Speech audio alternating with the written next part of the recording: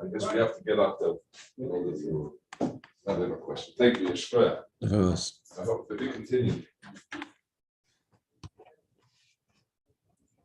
So, Hashem, today we're going to learn a very fundamental talk of the Rebbe in this Farbrengen about anti-Semitism.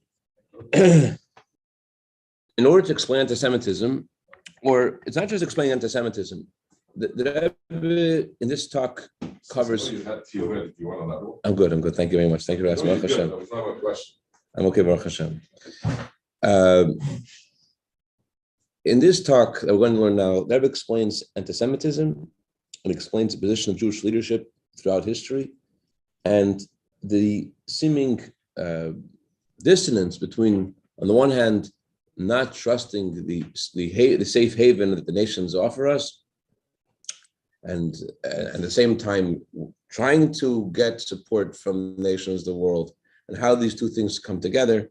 How could you have both? You're trying to bribe the Gentiles and trying to convince them. At the same time, you're not trusting them. It seems like an exercise in futility. You don't trust them, so why are you trying to bribe them? And they don't trust in Hashem. So this seeming dissonance, that explained with very clear words in this talk about how, on the one hand, the Eibusha tells us to don't rely on a miracle, and he brings a pasuk. The pasuk is, if Hashem will not guard the city, the guardian is guarding for naught. And I was going to explain how the Eibusha guards the city, and the guardian is insignificant, but Hashem tells us to also get a guardian. So if Hashem does guard the city, then you need to get then the guardian is indeed only like the axe in the hand of a woodchopper. The guardian doesn't have any power, but Hashem tells you that He wants you to use a guardian. He wants you to hire someone. In a similar way, Jewish leaders indeed did not trust the anti-Semites throughout history, and we'll see why in a second, why they didn't trust them, and where the hatred comes from. But on the other hand, yes, and we'll discuss that in Mr. Shem. What's the cause of the hatred? What's the cause of the hatred? Where does the hatred come from? A few years ago, I was working with Rabbi Chaim Miller. A few years ago, it was more than 20 years ago. I was working with Rabbi Chaim Miller on an encyclopedia for Chabad philosophy. So it never ended up getting printed. But it's very interesting. He wanted to make an English encyclopedia. I know I didn't make it, but he wanted to make an English encyclopedia on different concepts of Chassidus. And it's very interesting that this encyclopedia that he was making had one of the subjects in the encyclopedia was about non-Jews. And I looked at his encyclopedia and I compared it with there is a Hebrew encyclopedia on Chabad Chassidus, which is still being made. They're up to they're still in letter Aleph after 30 years. Aleph Ches, Aleph Tes, Aleph Yud. And it's a really incredible encyclopedia, my mission is incredible to really understand, to learn Chassidus and to see there's so many different angles to each question and to each concept in Chassidus. Anyway, so there is also a section over there about Gentiles. And it looks like two different people. The Gentiles that he's describing, the Gentiles that the Sefer Erechem are describing seem to be two different people. And I asked, I think it was Rav Shlomo Chartanov, I asked him my job was to edit it. I didn't make the encyclopedia. My job was just editing and make sure it made sense, whatever, it was correct. And I asked him, how could these both be true? Because in Encyclopedia Talmudis, Encyclopedia of Chabad Chassidus, the one that Rabbi Yoel Kain all of a sudden worked on, there it just picks the Gentiles as anti-Semites and why they're anti-Semites. And where Rabbi Chaim Miller was quoting from how we have to influence the Gentiles of the world to keep the 7 laws of Noach. Everyone has a spark of God in them. And it seems like two different people. And he said that encyclopedia is not meant to be a comprehensive thing. You're supposed to just bring a few different items to light. And indeed, the title of this section of encyclopedia was B'nai Noach, children of Noach. It wasn't Gentiles as Gentiles. It was as the children of Noach, commanded by Hashem to keep the 7 laws of Noach. My point is that there's a wealth of information on the subject, and in this talk we're going to learn, we see a full picture of both anti-Semitism and where it comes from. And on the other hand, the Rebbe's, but also highlights at the same time our obligation to inspire our Gentile neighbors as well.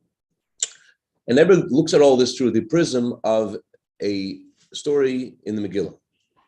It says in the Megillah that Achashverosh was asked by Haman to destroy the Jewish people, and Haman said to Achashverosh, "I'll give you 10,000 talents of silver." So Achashverosh is like, "You can keep the money. We'll get rid of the Jews." So Medrash gives a parable to explain exactly what the exchange was. Medrash says there was one person who owned a ditch, one person who owned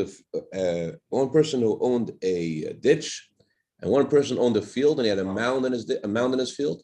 You understand it in Gemara? Oh.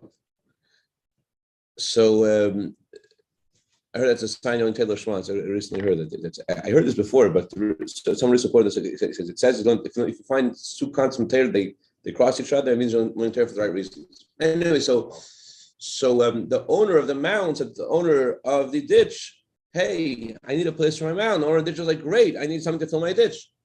So on the surface, the parable, Achashverosh doesn't need these Jews. Haman doesn't like the Jews either. So Medrash is giving a parable to say that Achashverosh doesn't need any special. This guy with a home in the Megillah. Yeah. We just finished what's after the Megillah. Right. So you don't need any special bribery to convince me to get rid of the Jews because they bother me anyways. I have a mound. It's in my field. I need to get rid of it. So the conversation to Achashverosh and Haman is very simple. I don't like Jews either.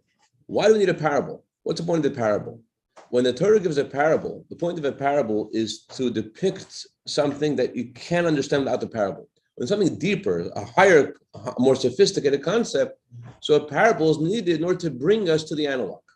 But here, the hatred, the idea of, hey, I want you to do this for me, and like, I don't need the money, I would like to do this. That concept is very simple. What's the point of the parable?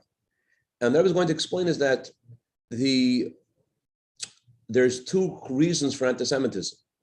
There is anti-Semitism, and the parable is very precise, and each part of the parable has a message for us about where anti-Semitism comes from. There are people who look at Jews as something that don't belong in their world, like what they look that they're unnecessary.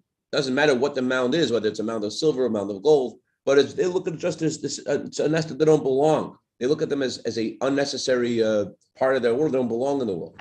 And there are other Gentiles look at Jews and they look at their behavior and look at and they're impressed by it, and they're so impressed. Instead of trying to learn from them, they feel empty inside, and that emptiness causes them to, instead of like the story of Shlomo HaMelech, when these two people were arguing whose baby it was. So the Shlomo HaMelech said, we're going to cut the baby in half. The real mother was like, no, don't cut the baby in half. And the one who was pretending to be the mother, who was posing as a mother, she says, yes, cut the baby in half. No one should get it. So in a similar way, when some Gentiles observe the superior conduct of Jews, so they feel very small, and therefore they say, let's get rid of the Jews. So those are the two causes of anti-Semitism. And Mr. Hashem, that's the basic theme. And the way this decree was removed was not by convincing Achashverosh, by giving him money. He didn't want money, to give him more money. That wasn't a way to convince him. The way to change Achashverosh was to go to the source of where this came from. The source, all this comes from not from Achashverosh or from Haman. They're just merely, they think they are the owners of their fate. I'm the owner of the ditch. I'm the owner of the mound. I have the right to do what I want with a ditch or with a mound because it's mine. They think they have a say. But the truth is that that's not their ditch, and it's not their mound, and the Eibishter is the one who brought about this decree in the first place. And therefore, the way to remove this decree is not by trying to prevail upon Achashverosh or upon Haman, but it's by doing tshuva. And that's why the Jewish people, instead of their response to this was, let's gather all the children together, let's learn Torah, and let's fast, and let's do tshuva to Hashem.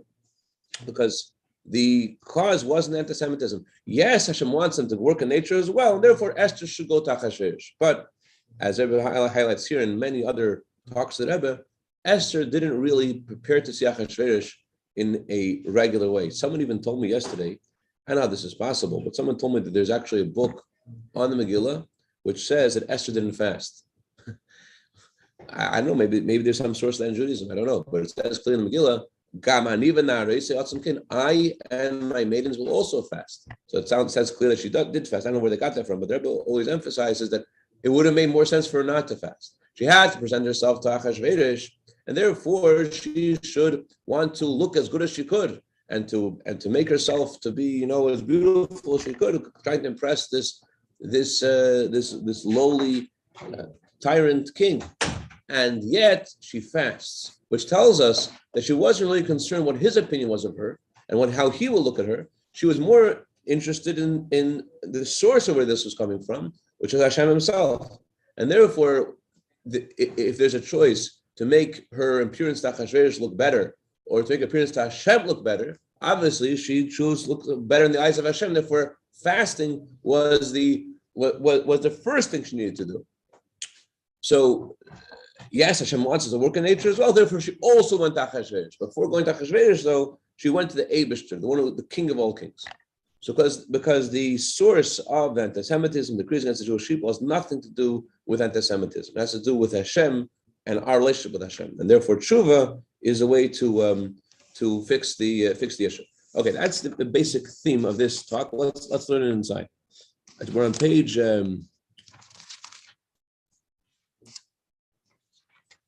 Page Chav Dalid, Ois Chav. When our sages want to explain the conversation and who Achashverosh and Haman were, they say, So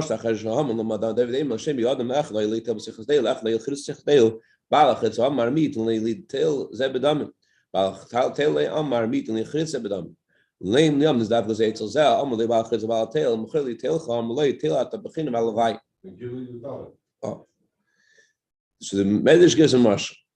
One guy had a mound in his field. Another guy had a pit in his field, a ditch in his field. Owner of the ditch said, where can I buy a mound to fill this ditch? And the owner of the mound said, where could I buy a ditch to put this mound into? And after days went by, they met each other, and the owner of the ditch said to the owner of the mound, please sell me your mound. And the owner of the mound says, please take the mound for free. The analog of this parable is as follows. When Haman offered Achashverosh 10,000 talents of silver, destroy the Jewish people. So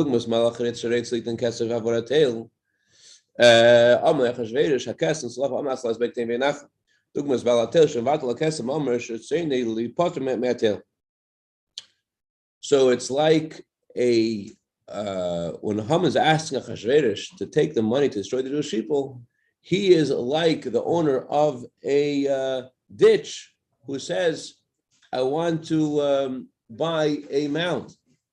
So Achashverosh says, keep the money and do whatever you want with these people. So it's like the owner of the mound who says, I don't need the money. I just want to get rid of my mound. You need to understand, what's the purpose of a parable? Why do you ever need a parable? When something's difficult to understand, they need a parable. And through the parable, you get a deeper look at the idea. But in our situation, here Haman wants to hurt the Jewish people, and he finds Achashverosh, who is like-minded, a kindred spirit. We also agreed. It's self-understood. We find in our time also people who hated the Jewish people, who were ready to pay money to destroy the Jewish people. Just like it is in our time, so too was this in the time of the Gemara. And so too was this in the time of the Mishnah and in the time of Tanakh. As we say in the Haggadah, not only one anti-Semite has stood up against us to destroy us, But in every generation, they stand up against us to try to destroy us. And the reason they do this, not because they get paid. On the contrary, they're happy to do it. Their whole energy, their whole excitement is to destroy us. That's what they're about. This is what happened, may never happen again. Why do we need to have a parable of these two people? One has a mountain, one has a ditch. We know what Haman, Pare, Bilam, Lavan, we know what they wanted to do. In every generation, their anti-Semites want to destroy us. What's the point of the parable? We need to explain what these people want. We know what they want. Bays, that's a question number one. What's the point of the parable? Question number two,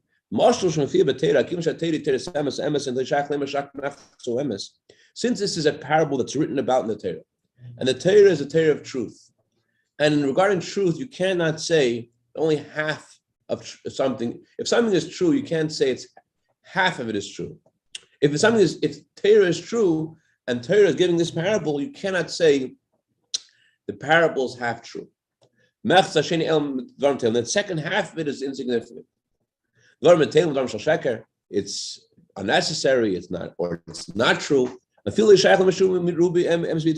even say the majority of it is true and a little bit of it is false. Because then it's not really true. It's a mixture of truth and falsehood.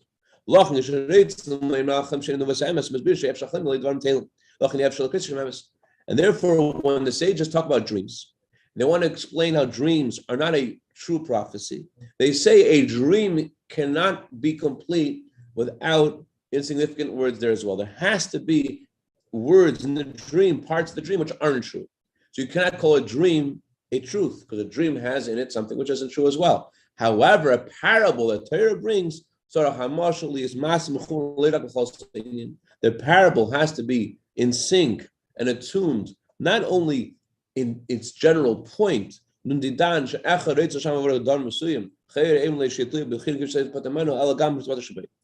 simple idea of the parable, the analog of the parable is one guy wants to pay for something, other guy says, take it for free. That I want to get rid of this. That idea is very simple. And the point of this parable is the specific items that are chosen in this parable are specific. There's a reason why we're talking about a mound and a ditch. We can understand why Achashverosh is compared to someone who owns a mound. He had 127 provinces, and there were many Jews in all these provinces. So he considered these Jews as unnecessary. They're a mound. What do I need them for? But where do we see in the analog that Haman was like someone who had a ditch in his field? How do we see in Haman that he was compared to someone who owned a ditch, and by destroying the Jews, that would fill up his ditch? In the parable, if you want the floor of the field, you want the ground of the field to be level, you have to take a thing and put it in the field. You cannot fill a ditch by destroying something. In order to fill a ditch, you have to put something inside the ditch. But in the analog, the way Haman is trying to fill his ditch is by destroying the Jewish people. How does that make sense? The parable must be correct because it's a parable of Torah. So comparing Achashverosh to a mound, we get that. What are these people doing here? I don't need them. But what's the parable saying when it compares Haman to a guy who owns a ditch? In order for a ditch to be filled, the ditch needs to have a thing to be put inside. And here, Haman wants to annihilate the Jewish people. How is that going to fill his ditch? What does that even mean? Okay, so those are the questions in the parable.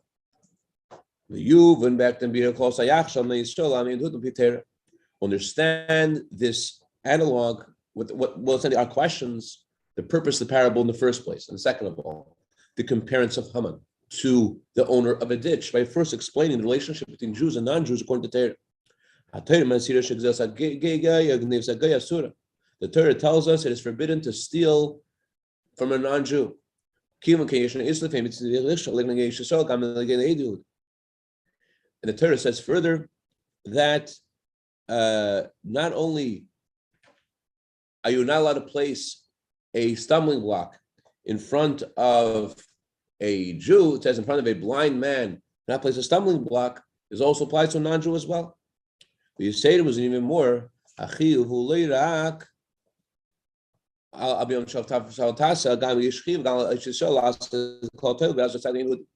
obligation is not only not to put a stumbling block in front of non-Jews, not to make their life, not to cause them to make mistakes, not to go out of our way to make their lives miserable. That's not what the Torah is saying. Not only do I recommend not to put a stumbling block in front of them, but more, we have an obligation. The Rebbe says every single Jew has obligation to do all that he can to help and to assist non-Jews. To put them in the proper path so that they should keep their mitzvahs. They shouldn't only do this because it makes sense to do this. Rather, they should do this because God says so in the Torah. The Rambam writes that if a non-Jew keeps the 7 laws of Noach because it makes sense to him, so he's not considered one of the pious Gentiles. Rather, there are 2 different texts in the Rambam. One text the Rambam reads, they are considered from the wiser Gentiles, not from the pious Gentiles. Another text the Rambam is, they're not considered from the pious or the wise Gentiles if they just do the 7 laws of Noach just because it makes sense to do them. And it's a responsibility of every Jew to inspire non-Jews that they should keep the 7 laws of Noach, not because it makes sense, but rather because God said so in the Torah. By doing this, you are connecting them with God's essence. It's possible to write a full Shulchan Aruch with all the details of how the Jewish people are supposed to relate to Gentiles. Actually, the Rebbe said they should make such a Shulchan Aruch. The Rebbe said they need to have a Rav who is qualified to edit it. I know there was such a Shulchan Aruch produced, Shulchan Aruch for non-Jews. But here, actually, I think the Rebbe is not talking about the non-Jews per se, but how Jews should relate to non-Jews. Not about, there's a Shulchan Aruch Rebbe said they should make for non-Jews to how they should keep the 7 laws of Noach. But here it seems like it's about, the Shulchan Aruch should be written about our relationship with them.